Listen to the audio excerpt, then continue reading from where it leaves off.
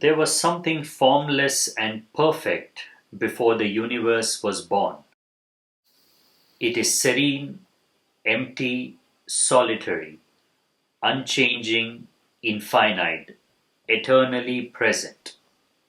It is the mother of the universe. For lack of a better name, I call it the Tao. It flows through all things, inside and outside, and returns to the origin of all things. See, the way we understand creation and how the observable universe was created, we always go back in time. That is the first assumption we make. We don't start from the now. We don't start from the here.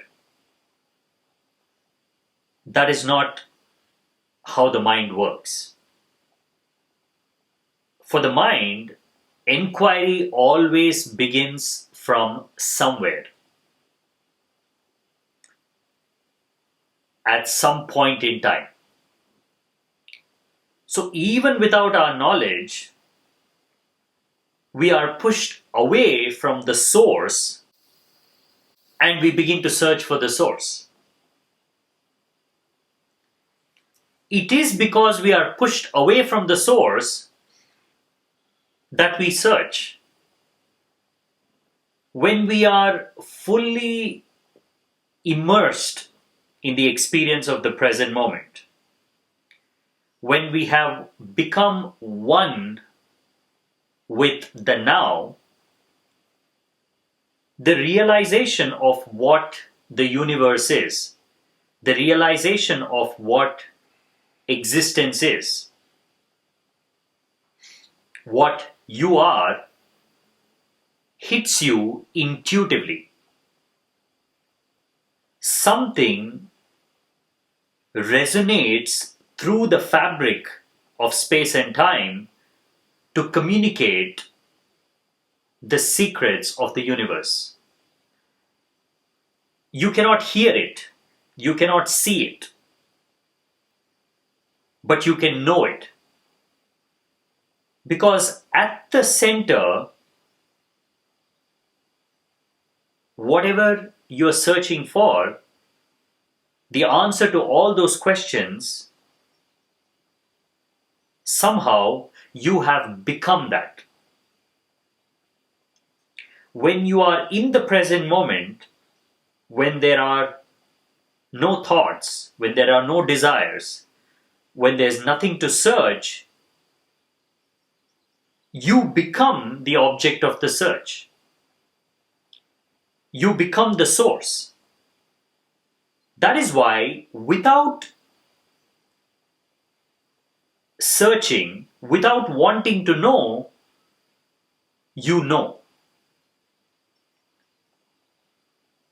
Yes, when you begin your inquiry into the nature of reality through meditation, you are trying to understand life. Somewhere that question is there. I am sitting in meditation to know what life is. But you only begin your meditation with that search. By the time you reach a certain level, even what I call the midpoint of meditation, where you are there, but you don't know why you're there, all these questions disappear. You don't carry your questioning all the way to the end of your enlightenment, because somewhere in the middle, you start experiencing things differently. You start knowing things from some other faculty other than through the mind. And that is when you realize What is the point of asking questions through the mind? Because even if I get the answer, that answer would be limited to the mind. For example, if I ask, what is the human body? Or even more personal, what is my body made up of? Is it physical? Is it spiritual? Is it just pure energy? What is it? You can start your meditation with this question. You will get all kinds of answers. But you realize after a while that these answers are not experiential. They are purely mental. And then intuitively you figure out that my whole idea of the body is mental. It is in my mind. Because I don't know what the body is, I am not able to inquire about the body. When I am inquiring about the body through the mind, I am only inquiring about that body the mind sees. The form, the shape, the movement. But what if body is something more mysterious? What if it is made up of something else altogether? There is no way to ask the right question. This is just one example. You can ask about the mind. You can ask about the nature of reality outside. You can ask about God. All these questions, eventually you will realize they're all coming from a deeply unconscious, ignorant, repetitive, ordinary mind. That is when your actual search begins. When the intellectual search drops, when all the mental gymnastics and the entertainment of the mental gymnastics wear off, you settle down, you relax, you start interacting with the universe quietly.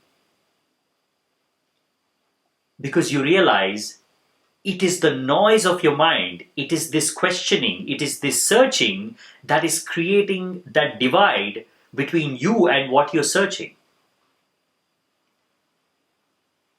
Intuitively, you will know that the quieter you are, the more the communion, the deeper the conversation, the more rooted the connection. And then slowly you will stop asking. You will stop seeking through the mind.